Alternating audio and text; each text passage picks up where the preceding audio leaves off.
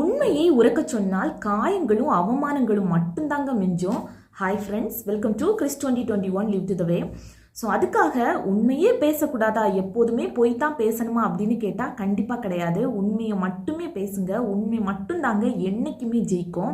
So அதுக்காக ஒருத்தங்க கிட்ட போய் நான் சொல்கிறது தான் உண்மை அப்படின்னு சொல்லிக்கிட்டு தயவு செய்து வாதிட்டுட்டே இருக்காதுங்க.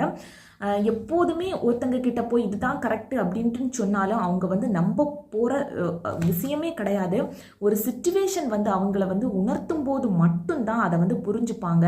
திருவள்ளுவர் கூட அவங்களுடைய குரலில் சொல்லியிருக்கிறது என்ன அப்படின்னு பார்த்தீங்கன்னா, எந்த ஒரு விஷயத்தையே சொல்லணும்னாலும் சரி செய்யணும்னாலும் சரி அதோட பொருள், இடம், காலம் இது எல்லாமே அறிஞ்சு நாம் பண்ணணும் அப்படின்னா கண்டிப்பாக ஒரு வெற்றியை கிடைக்கும் அப்படிங்கிறது தாங்க.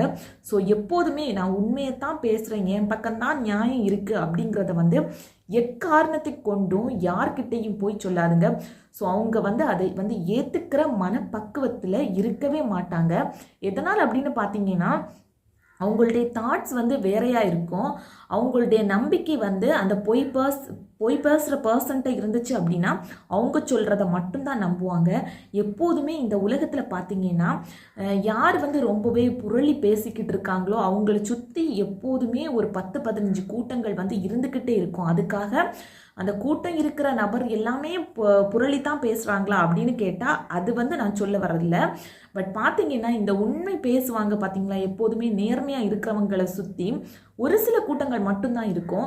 பட் இந்த புரளி பேசுகிறவங்களை சுற்றி ஏகப்பட்ட கூட்டம் இருக்கும். ஸோ அவ்வளவு நம்பிக்கையை அவங்க பெற்று வச்சிருக்கும் போது நீங்கள் இதை சடனாக போய் இல்லை அப்படிங்கிற வார்த்தையை சொல்லும்போது அவங்க அதை கண்டிப்பாக ஏற்றுக்கிற மனப்பக்குவத்தில் இருக்க மாட்டாங்க. எப்போதுமே ஒரு ப்ரூஃப் அப்படிங்கிறது தேவை அப்படின்ட்டு சொல்லுவாங்கல்ல. ஸோ அது ரொம்பவே முக்கியம்.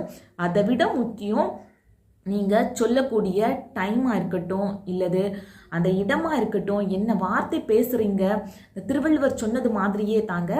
ஸோ இந்த 3 விஷயங்களை மட்டும் நீங்கள் ஃபாலோ பண்ணி ஒரு விஷயத்தை சொன்னீங்க அப்படின்னா கண்டிப்பாக அந்த இல்லை நீங்கள் பேசுகிறது தான் உண்மை அப்படிங்கிறது மாதிரி ஆகிரும். இல்லை அப்படின்னா எவ்வளவு தான் உண்மை பேசினாலும் எவ்வளவு தான் நேர்மையாக இருந்தாலும் அந்த பழி எல்லாம் பார்த்தீங்கன்னா உங்கள் மேலே தான் வரும்.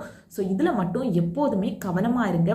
ஸோ அதுக்காக வாதிட்டுட்டே இருந்து இல்லை அதை ப்ரூஃப் பண்ணிக்கிட்டே இருக்கணும் அப்படிங்கிற அவசியம் கூட கிடையாது. ஜஸ்ட் அதை லீவ் பண்ணிக்கிட்டு போய்கிட்டே இருங்க. அவங்களுக்கு அதுக்கான ஒரு சிச்சுவேஷன் வரும்போது அவங்களாகவே அதை உணர்ந்துருவாங்க. இல்லை எனக்கு இதை ப்ரூஃப் பண்ணி தான் ஆகணும் அப்படின்னா இந்த 3 விஷயத்தை மட்டும் மைண்டில் வச்சுக்கிட்டு உங்களுடைய வாழ்க்கையில் செயல்படுத்தி பாருங்க. இந்த பதிவு உங்களுக்கு யூஸ்ஃபுல்லாக இருந்துச்சு அப்படின்னா லைக் பட்டனை ப்ரெஸ் பண்ணிக்கோங்க. இதுதான் நம்ம சேனலில் ஃபஸ்ட் டைம் பார்க்குறீங்கன்னா ப்ளீஸ் சப்ஸ்கிரைப் பட்டனை ப்ரெஸ் பண்ணிவிட்டு கூடவே பக்கத்தில் இருக்கிற பெல் ஐக்கானை கிளிக் பண்ணிக்கோங்க. தேங்க்யூ.